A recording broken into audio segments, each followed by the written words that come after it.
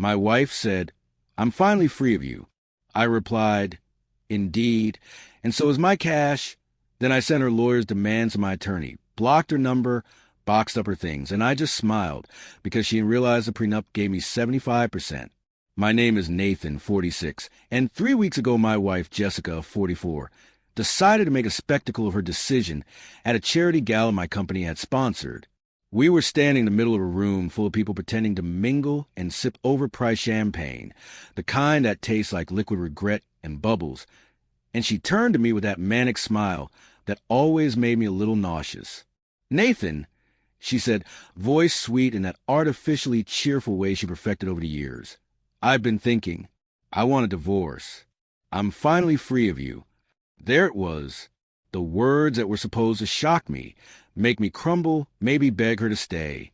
She even let out that high-pitched laugh she always did when she thought she'd won. The little group around us froze. Her best friend, Melissa, who I'd always suspected had a private fondness for drama, looked startled for a second before pulling her face back into sympathy mode, like she was reading from some kind of acting manual. I just took a slow sip of the club soda I was driving home on later, smiled calmly, and said nothing more than, "Indeed, Jessica. Indeed." That was it. She faltered, blinked, and the laugh tapered off like a broken record. She had expected tears, a scene, at least some kind of shock. Instead, she got acknowledgement, a quiet agreement with the reality she had just hurled into the room. The car ride home was freezing. She shot me those venomous glances the whole way, probably waiting for me to transform into the distraught husband stereotype she had so neatly rehearsed in her head. "Aren't you in a bag?" she snapped finally, voice low and sharp. "You said you wanted this divorce. Why would I fight to keep you if you're so eager to leave?" I didn't even glance at her. "I suppose," I said evenly, "freedom works both ways." That made her scoff, rolling her eyes like I had just missed my cue in the tragic play she thought we were performing.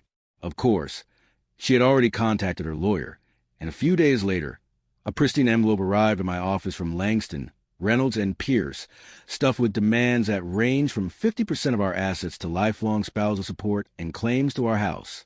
Standard opening salvo, the sort of thing I'd expected. I scanned it, sent it immediately to my lawyer, Daniel Grayson, and went about my day, mentally checking off steps in the divorce chessboard I had been preparing for years. The prenup was ironclad, drafted with care when we married 10 years ago. She had 25% of marital assets in the event she initiated a divorce without fault on my side, 100% of anything I owned before the marriage, and 75% of the rest remained mine. It wasn't cruel. It was practical. I had learned from my father's messy divorce that emotions were the worst currency in situations like this, and I wasn't about to be caught off guard. Blocking her number came next, and I instructed Daniel to handle all communication. I didn't respond to any of her increasingly frantic texts, screenshots which were neatly filed in a growing digital dossier of her attempts to bypass legal channels. Melissa, of course, try her hand at emotional intervention, cornering me at the grocery store with those wide eyes and sympathetic tone that made me want to roll my own eyes into oblivion. "Nathan, you can't do this to her. She's heartbroken," she insisted, like I was a villain in a soap opera she'd binge-watched and internalized. "Heartbroken," I murmured, glancing at the organic avocados I didn't need to buy but was now apparently performing sanity checks on. "She's heartbroken, yes, and she's being represented by lawyers. That's how we resolve this. Nothing more, nothing less." She sputtered, muttered something about my cold-heartedness, and left, probably to relay some embellished report back to Jessica. The following week, Langston, Reynolds, and Pierce tried another approach. 40% of marital assets, temporary support, and full claims to the house. I forwarded it immediately to Daniel. His response was a single unblinking sentence. "We reiterate our client's position regarding the prenup. No further negotiation on core terms will be entertained." That was that. Meanwhile, I started boxing up her belongings. Designer clothes, shoes never worn, endless decorative knickknacks, the kind of stuff that accumulates when someone believes in conspicuous consumption over substance. Every item packed was a little victory, a quiet reclamation of order and control. 3 weeks in, it escalated. Jessica began appearing at our home unannounced. First, a visit with her sister, Clara, pounding on the door while I was on a work call. Daniel advised patience, documentation, and a reminder that calling the police would be entirely appropriate if she refused to leave. She eventually went, voice raised, red-faced, demanding I acknowledge her plight. But my response was simple. All communication must be through legal channels. Goodbye. I closed the door and let the silence return to my home. The quiet so tangible, it almost felt like a physical presence. Weeks passed. The dirty tricks continued. Anonymous calls, HR complaints of my company, the occasional late-night police visit triggered by someone reporting a domestic disturbance. Every attempt I documented meticulously, sending it to Daniel with timestamps and notes. Each event strengthened my resolve. It became a pattern of harassment on her side, proof that she underestimated both the law and my patience. The diamond tennis bracelet she had forgotten to declare, addressed in the discovery process, adding a little extra sting to the narrative she had been trying to spin. All of these small victories weren't about cruelty. They were about justice, about letting consequences land naturally on the actions of someone who thought entitlement could bend reality. Finally, 2 months later, the divorce concluded. 75% of assets to me, 25% to her, plus all personal items, including the bracelet. She could survive, live comfortably, probably even lavishly if she managed her expectations. But the smugness, the declaration of freedom at the gala, had taken on a bitterly ironic flavor.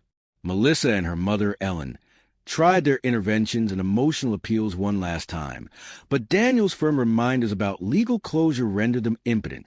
Jessica was free of me, yes, but free to face the predictable consequences of her choices, the reality of her own entitlement, and the limits of the prenup she had once reluctantly signed. I moved on, dating someone new, Sarah, an architect with her own thriving career and zero illusions about my finances being her lifeline, someone whose laughter didn't make me flinch, but made me smile genuinely. The house feels lighter, quieter, and each time I walk past a room formerly occupied by tension and silent glares, I'm reminded that patience, calm, and adherence to principle could be far more effective than anger or theatrics. Watching Jessica scramble, negotiate, and finally settle for what she had agreed to a decade ago, that was a quiet revenge that tasted sweeter than any outburst or confrontation ever could. She thought she was in control, that she had me cornered. The reality was simple. I had known the rules, prepared for every possible move, and stayed calm while the storm passed. And now, sitting here, drinking coffee in my sunlit kitchen, the chaos behind me, I can't help but feel a certain satisfaction. Freedom, for her and for me, came not with drama or screams, but with clarity, patience, and an unwavering belief that contracts, principles, and composure matter more than theatrics. This is how I won, quietly, methodically, and entirely within the law, leaving behind only the echoes of the night she thought she'd triumphed and the serenity I reclaimed for myself. Every call unanswered, every boxed-up item, every legal maneuver executed precisely, it all added up to one simple, undeniable truth. Sometimes the greatest revenge is not to strike, but to let reality deliver its own lesson, and to remain calm while it does. I sip my coffee again, thinking about Sarah, thinking about how different life feels when the drama is gone, and the peace you've earned with your own 2 hands settles around you like a blanket. The social media updates, the gossip, the penthouse photos and champagne brunches Jessica posts now, they are the ironic punctuation marks at the end of her chapter, a reminder that freedom without preparation, without understanding consequences, is just another word for a very expensive education in humility. And me? I keep living calm, measured, with a quiet knowledge that my choices, foresight, and patience gave me not just financial security, but dignity, peace, and a reminder that life's real victories are often invisible, methodical, and perfectly lawful, leaving everyone else to watch and wonder how you manage to remain so untouchable, so serene, so in control, all while sipping club soda at a charity gala and smiling at someone who thought they'd just won the game of life.